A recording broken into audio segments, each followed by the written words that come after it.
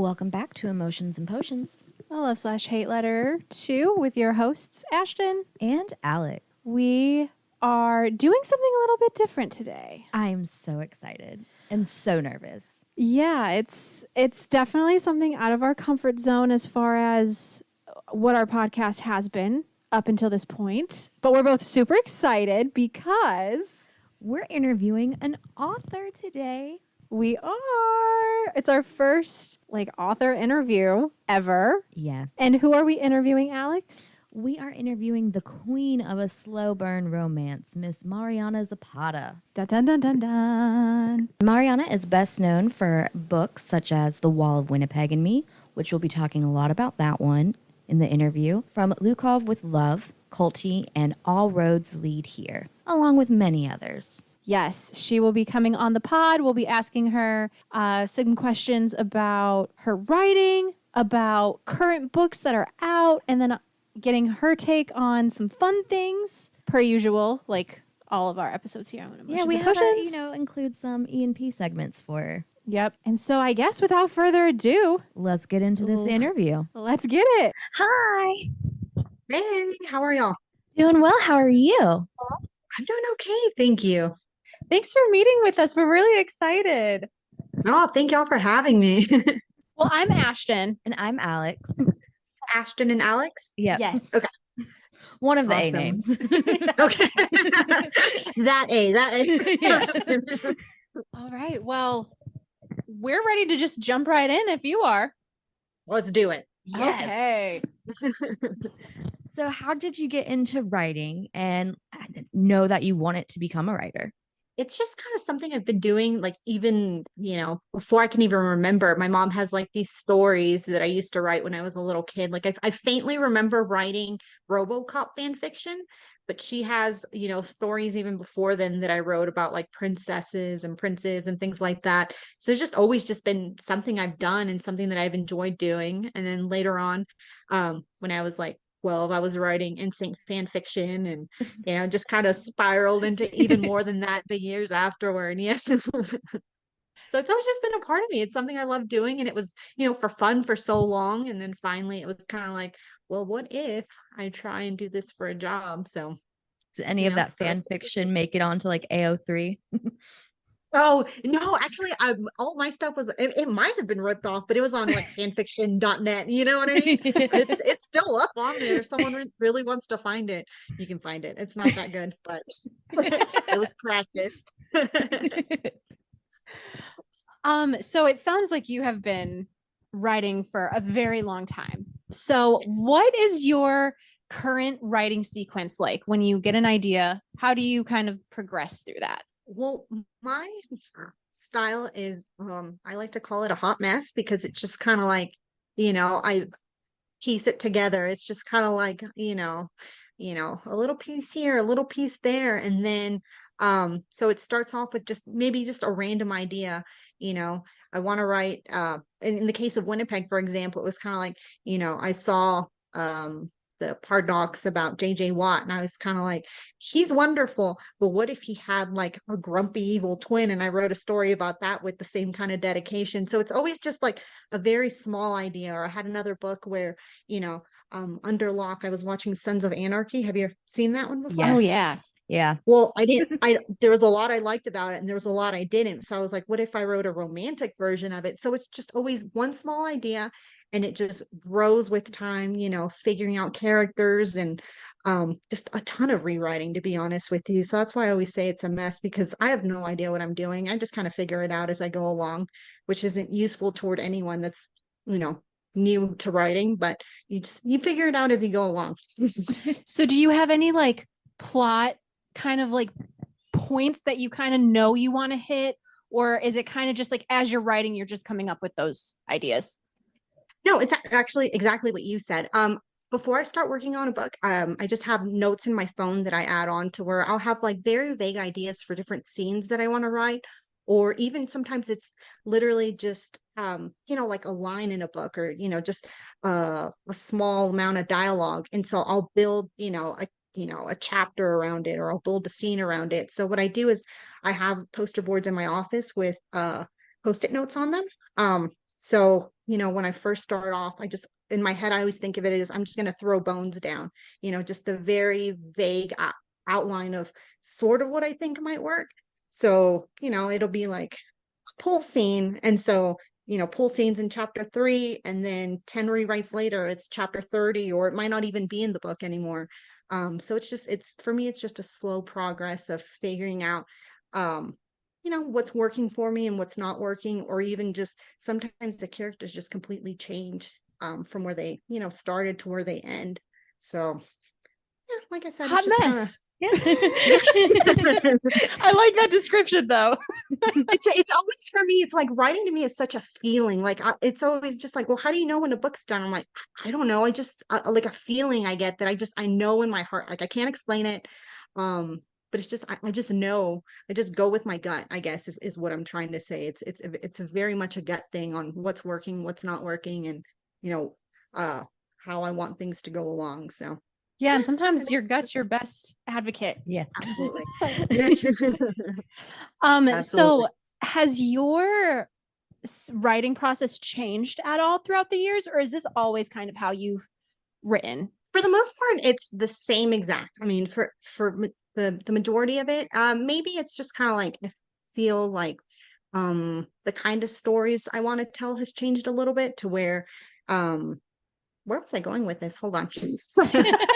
It's just, I mean, it has That changed and happens it to us hasn't at the all the same time. time. I just start going and then it's just like completely leaves me. I'm sorry. Um, I would say 90% of it is the exact same, to where I just figure it out as I go along. And that's why I don't like telling people what my next book is about for the most part, because I'll say, it's going to be a book about, um, an office romance. And then, once I start writing it, it ends up being a football book, which has happened before. That's, honestly, I was trying to write an office romance for Winnipeg. I kind of wanted to write like a boss and assistant. And then I watched Hard Knocks and I was like, no, never mind. What if we put the football spin on it? So, it's just, yeah, I just go with the flow. Love it. Love it. What types of books and authors are you currently reading? Right now, I feel like this year has been a difficult one for me. So I've mostly just been rereading, to be honest with you. Um, I've just been reading some old favorites like Nalini Singh. I love her side changeling books. And I've been reading a lot of Julie Garwood. She just passed away a few months ago, or maybe it was just a month ago. But before that, I was already reading her. And since she passed, I've been like, I'm never going to read any of her books ever again. And it just kills me because she's my absolute favorite author. So it's just more of a comfort. The rereading for me is a comfort thing. So I've been doing that a lot. So historical romance and, Nalini's style of books. Yeah, nothing wrong with a reread. We love rereading books too. So Yeah. we get it. Because sometimes it's just like feeling. Yeah, it's just sometimes you don't want to invest in trying to find a book that you might like, might not like, and it's like, well, I know I already like this book, so Exactly. I mean, This there's so many character good does books it. out there. Yeah. There's so many wonderful books, but sometimes it's like, I don't know if y'all are mood readers, but I am, Yes. like yeah. So it's just kind of like, I want to read something that's going to make me feel nice and not something that later on I'm going to be like pissed off about and, be thinking about like, I didn't see that come, yeah, So totally. yeah. Yeah, I'll have like 3 books going at one time because it's like today I'm feeling kind of adventurous, and then it's like no, I want to be in my feelings and like read something sad. Exactly. No, I totally get it. Same. So if you had to write a different genre other than romance, what do you think that would be? Ooh, I would probably maybe want to write, like, my dad's been asking me to do more of like a murder mystery book for a long time. I mean, yeah, for a very long time. So I think for him, that might be what I would try to tackle, you know, to make him happy. So I I would say like definitely would more read of like a murder. that. That would Like definitely I be would a big shift. very big, yeah. That would be my like M Zapata books instead of Mariana Zapata books or something. But Yeah, right. one day, maybe one day. Love that. If you could collaborate on a book with another author, who would you pick? And what would you like want that book to be like? I mean, I love writing romance so much. Like, freaking love it. I don't care like the subgenre, you can do science, fantasy, whatever you want. So that's a really hard one because I really love, huh? I would say I love Ruby Dixon. I don't know if you read her stuff. Yep, we She's have. wonderful. Yeah, I love her style of writing and she's so versatile. Um, her or I really like Kristen Ashley and I have sort of similar styles in a way to where I feel like I don't know if I could write a male point of view, but I think I know she can. So I'm like, maybe we could do like or I'm That would just be a getting good crazy collab. here. I'm Yeah. sorry. Yeah. Or I really like Allie Hazelwood's energy. I like her a lot. So maybe, I Nice. don't know. We're putting it out there. Yeah. Yeah. And then what would you want that book to be about? Oh, Do you have any any ideas? ideas? No, no. Probably depends on who But the to be honest with collaborator you, ends up being. we'll just go with whatever they want. I'll figure it out as they go along. But just I would stick to something romance. We'll go with something safe for me, and that doesn't help at all. But something romance then. Okay. Yeah, I agree with you. Can't go wrong with the romance. So, Yeah, pick a trope and we'll go from there. I love tropes. So, what's your favorite trope? ooh, I love marriage of convenience. Like that is my if I could have every one of my books be a marriage of convenience, I would. But I think people would not love that, or they'd be like every book is the same. And but that is my jam right there. I love marriage of convenience. Well, with Wall Winnipeg, you did that really well. Yeah, thank you. Thank you. I know. And you know what? And I feel like that book, like so many people love that book that's why I'm scared to write another one because I'm like, they're going to compare it to that one. So that would have to be like my science fantasy romance is like an alien and a girl in a marriage of convenience. That would be different enough. Throwing something different and unique. So it's like, nope, you can't compare the two. Exactly. They're romance, but very different. Exactly. So, what is it like to revisit writing slash editing a work previously released independently that is now being released traditionally, like The Wall of Winnipeg and Me? It's crazy to be honest with you because it's kind of like I immediately forget everything as soon as I publish it. So I went back and I reread it and sometimes it's kind of like I wrote this, like I surprised myself by you know rereading it when I was going through it again. But it's interesting to me because I feel like with every book you grow as a writer, so you go back and like you read choices that you made, like even just how you set up a paragraph and it's like, ooh, I would do this better now. You know what I mean? So it's a little weird going back. But it's definitely very interesting in at least in my mind, just seeing the difference between before and now, the as in the choices you would make or how you would word something. So Did yeah, you did you end up editing it pretty heavily and changing those types of things?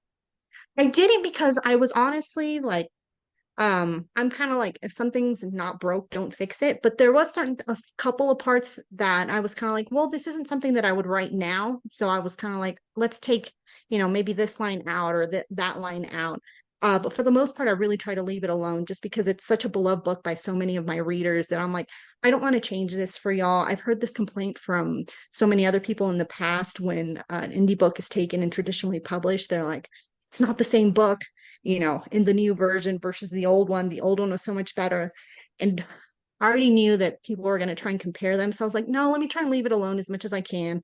And I'll just, unless it was something I felt absolutely necessary to take out, which there was only maybe a couple of handful of things that we removed or changed. But yeah, I was kind of like, let's just leave it alone as much as possible. Give People them loved some it this bonus way. content. Yeah, exactly. Throwing some bonus content.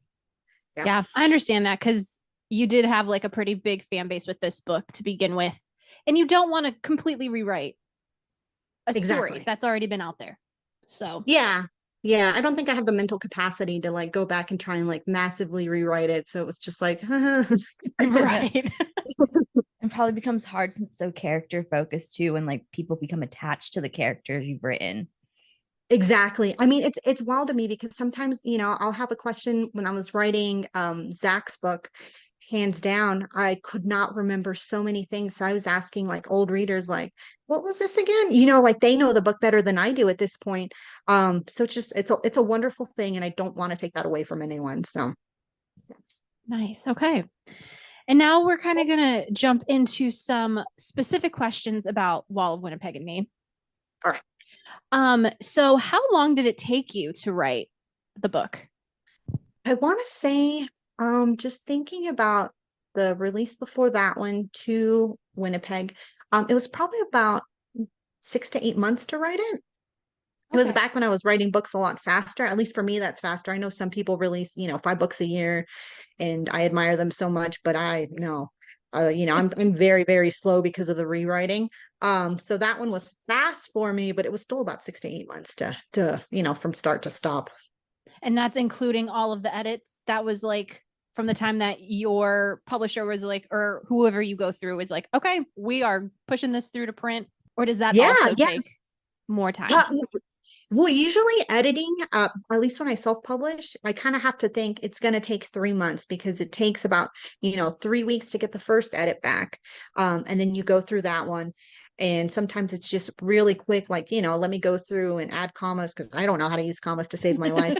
But and sometimes, like, for example, with one of my books, All Roads Lead Here, that one, from after the first edit, I completely changed my mind about 25% of the book, and I ended up rewriting the last 25% and just adding so much more to it. So in that case, like, I think it was 4 months between when I got that first edit back to when I, sent it back in for just a totally new edit. So yeah, it really just depends. At least on the self-publishing side, I mean, usually I would say at least 3 months, but sometimes if I have no idea what I'm doing, it's going to take a lot longer than that. Okay. So I think in Winnipeg's case, it really was just from start to stop. It was maybe about 7, 8 months then, I guess, with editing included. Mm-hmm. Okay. And, I'm not a writer. I haven't written anything. You want to, though. I do, but I feel like that is a pretty good amount of time. Like, I couldn't imagine doing it under that. I cannot. Like, I will spend 6 months like trying to figure out, and change someone's name, So it's crazy to me. And at least for me, I feel like every book gets harder to write, because it's just my own expectations keep going up, or just I put way too much pressure on myself. So for example, like my last release, that one took 1.5 years. I'm not proud of myself, but I did write, I would say, at least 500,000 words of totally different books that I ended up doing nothing with.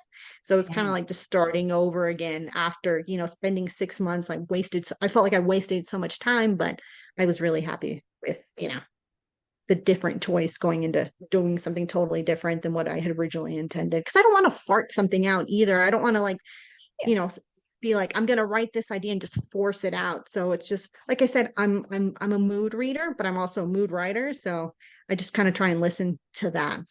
As I go along.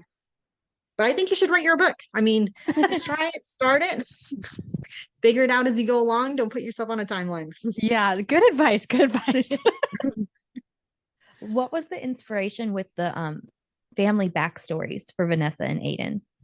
There wasn't too much inspiration from it. I feel like when I got to that book, every previous book before that, I focus a lot on family relationships, and for the most part, they're all positive family relationships. So I was kind of like, well, I've already done this a couple of times before.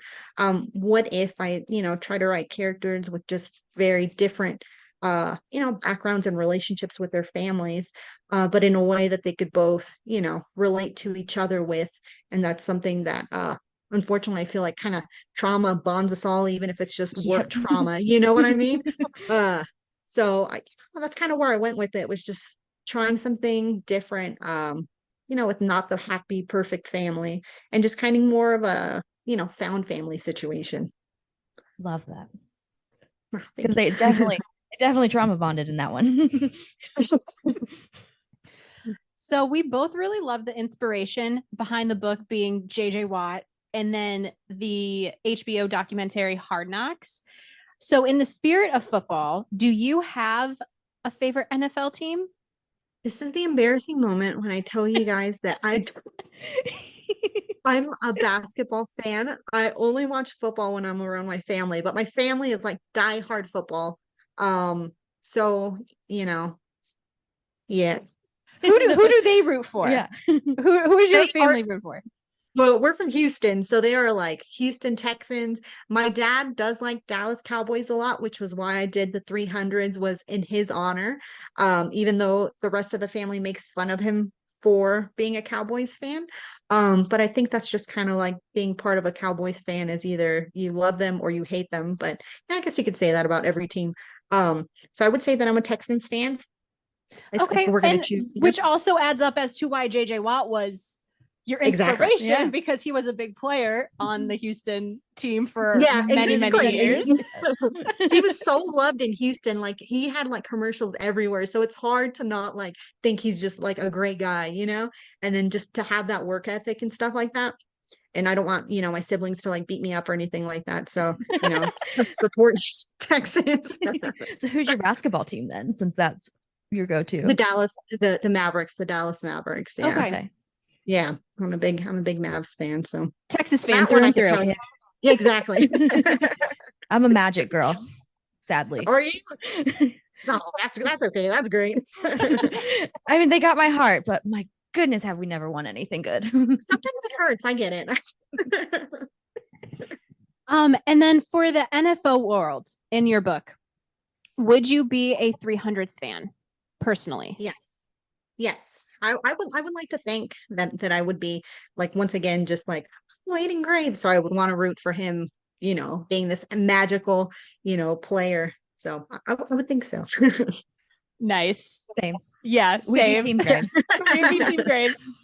And then for our answer to the NFL team is we're both Buffalo Bills fans. Are you? So we got a sordid history with the Cowboys. Are y'all from Buffalo or you just happen to be Bills fans? So I was born and raised in that area. Very And then- nice. My mom and all that side of the family is from that area too, but I'm from Florida. Okay. The Orlando sense. Magic. Oh, right. Okay. Yeah, my mom was like, no, I'm done with cold weather, Florida. So then that's how I got to be there. I lived in Florida for a very short time, and so I completely understand. Like I live in Colorado now, so it was always like really nice. We'd be like, let's go to Florida for a few weeks in the winter, to get away from the freaking, 6 feet of snow we get sometimes, or having to just shovel snow. So I completely understand. Yeah. And now we're in the middle. We're in North Carolina now. North Carolina. Where in North Carolina? Greenville. No way. Oh, that's awesome. Very, very nice. I have family in Charlotte, and I have family in Greenville, but in Greenville, South Carolina. Okay. Yep. The more well-known Greenville. Yeah, the more More the nicer one as Nice. well. Is it? Is A y'all's little bit. Greenville very small? Yeah, it's just a Yeah, tiny okay. little town. Yeah, it's a college town. So Oh, nice. yeah, and like in the eastern part of the state. Yeah. Green. Is that where ECU is? Yeah. Yep. That's where my cousin went to school. That's why I was kind of like, oh, okay. And that's where I went to school. Very cool. Nice. Very awesome. What is your favorite moment in Wall of Winnipeg? My favorite moment would probably be, spoiler, the very end during the marathon, when she sees him at the finish line. I love that scene. That's probably my favorite one. I also really like the basketball scene earlier in the book. Yeah, but I would say the marathon one is my favorite. What about y'all? Did you have one? Yes, when Aiden shows up at the book conference, the romance book That's a good conference. one. I like that one a lot. Thank you. Yeah, and like everyone around is just like swooning. Yeah. He's helping with Can you her imagine? business. Yeah, no. That was a really nice moment of him like showing his love for her by doing something that kind of like makes him uncomfortable. So no, that's a really nice one. Do you as a writer prefer to write like dialogue or do you like to write more scenery stuff? I prefer more dialogue. I'm not, at least for me personally, with the scenery.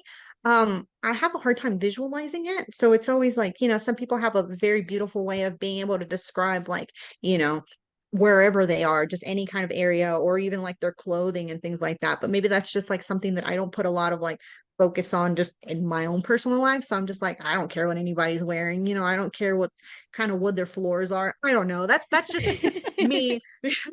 I'd have to like Google all of it. So I really do prefer dialogue. And I feel like for the majority of my first drafts, it's basically all dialogue. And then I just go in and kind of like from that. beef it up every version. Exactly. Yeah. Oh, cool. Okay. Very cool. I kind of like that. That's probably how I would write too. Because I'm with you. Yeah, because you can build it up however you want to with just that. You can change so much with just adding in, a mutter or, a side look, like all that just adds up to how you present the word. So I feel, at least for me, that's how I prefer to do it. But hey, go for it.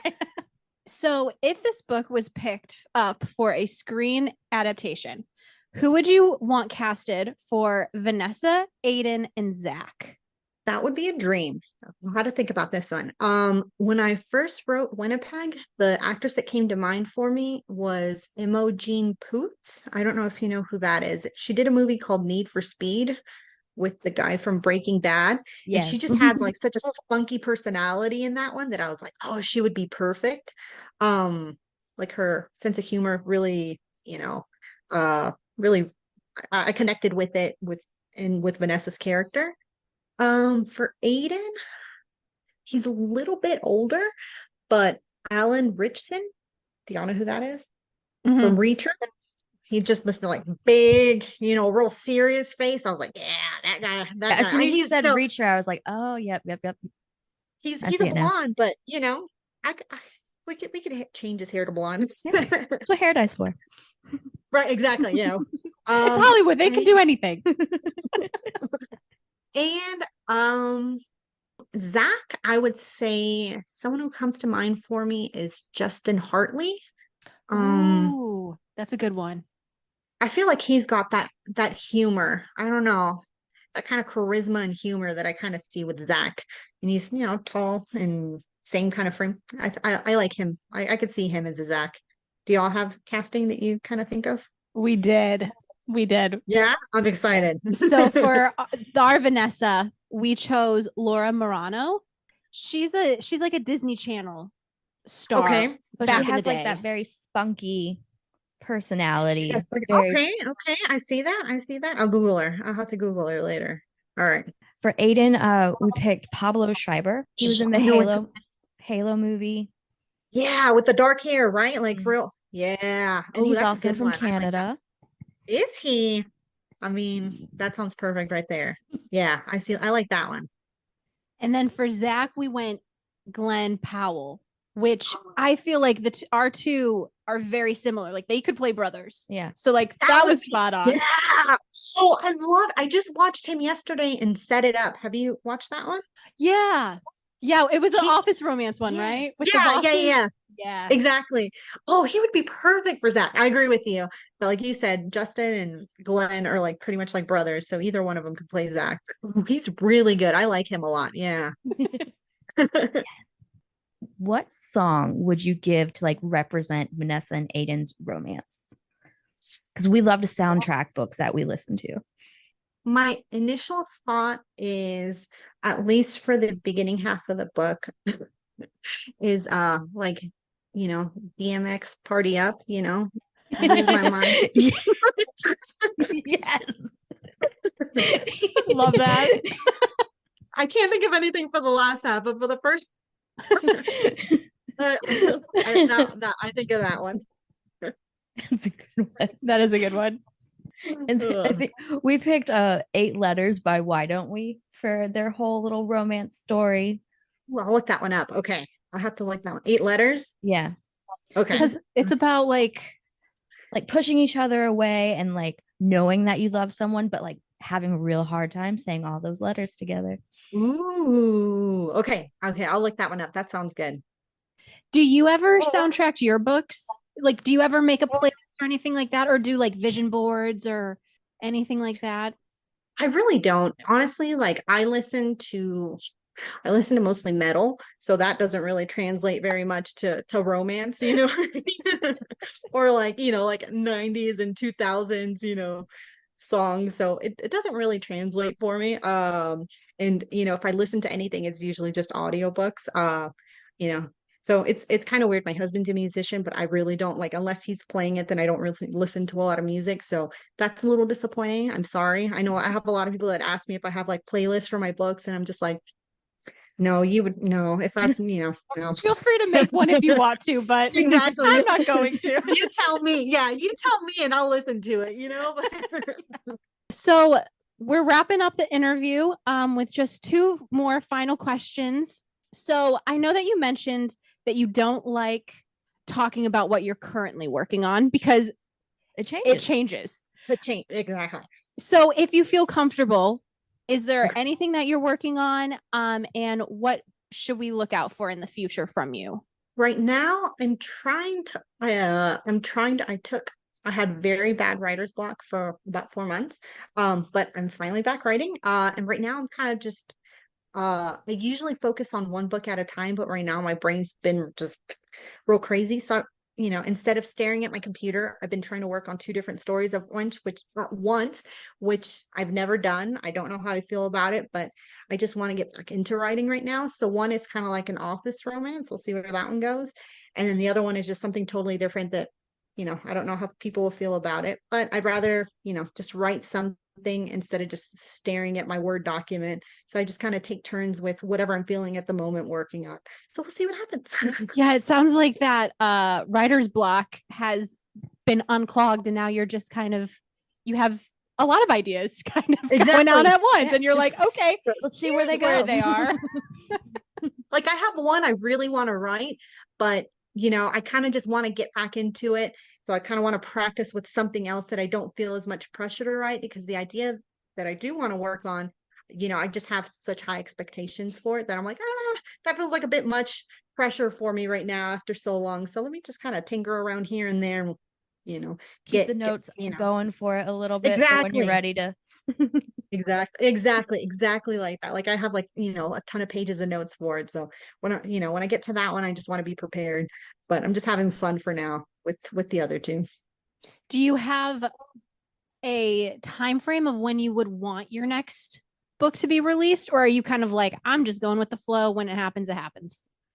I'm just doing that. Exactly. I feel like, sometimes I do set deadlines for myself, to turn it in with my editor, but this year's just been so rough that I'm just kind of like, I'm just happy to be back here. I'm just happy to be writing again. Hopefully people don't forget about me between now and then. And, I'll just try and keep my quality up and, finish the book when I'm ready to finish it. You got a good backlog. Yeah. People will be entertained for a while. I hope so. I'll release a book and then like 2 days later, they're like, when's your next one? And I'm like, oh. I know. I'm Can't bad rush the creative genius. I'm that type of person where I'm like, I binge read a book and then I'm like, okay, like I'm fiending for it. Like I need the next thing or whatever. And it's like, no, Ashton, like it becomes like hyper fixation. more. I get that. Like with series, especially, I try not to get into them because I'm the same exact way. I'll finish that first book and then, you read at the end, the next book's coming out, a year from now. And I'm like, a year? Like, I can't wait a year. It drives me nuts. Like, especially if it's a cliffhanger ending. Yeah, exactly. So I'm just like, no, let me just wait until the second one's done and then I can read that, so yeah, I understand. Where can fans and listeners follow and keep up with you? They can follow me on my website, marianazapata.com. I'm pretty active on Instagram. It's just Instagram/Mariana Zapata. And every once in a while I get on Facebook, but that's usually where you can find me. Or, so Instagram is your choice of when you post in things about upcoming releases or whatever. Yeah, I do giveaways on there. If I have just any kind of little information or update, like on audiobooks or things like that, that's usually where I go to tell everyone. But yeah. Sweet. Well, that is all that we have for you today. Thank you so much for joining us. We were Oh, thank you so much excited. for having me. You're both so nice. I really appreciate it. Yeah, I really enjoyed talking about like your like how you sequence out, how you kind of go through books, and then really diving into Winnipeg and Me was a lot of fun. Very eye-opening. That was very fun. Yeah, I'm never gonna look at like Glenn Powell again the same time that I'm gonna look up. He will always be your Zach. Yeah. And I'm gonna look up the song too, because now I'm very interested to see it. Yes. Well, we really appreciate you taking time out of your day to come and talk a little bit about everything writing. Yeah. Loved it. Oh, no, thank you for having me. I really appreciate it. It was a lot of fun. All right. So that is our completed interview with Mariana Zapata. What a lovely person. I'm so glad we got the opportunity to speak with her today. Yeah, learned a lot about her writing process. We learned some personal things about what she likes to read in her spare time. And then obviously diving into The Wall of Winnipeg and Me, getting some deeper looks into that and having fun with her and seeing who she would cast and music choices, all the fun stuff that we do here on the pod. And then also what's to come. So And remember, follow her on all her socials. yes. And follow us, Emotions and Potions. Yes. And hopefully we'll get more interviews in the future. But Mariana was a great first. A great one to kick it off with. I agree. So thank you, Mariana. You killed it. And we appreciate you. And so clearly, it was a love letter. Duh. Love letter from Emotions and Potions. For sure. But until next time. Bye. Bye.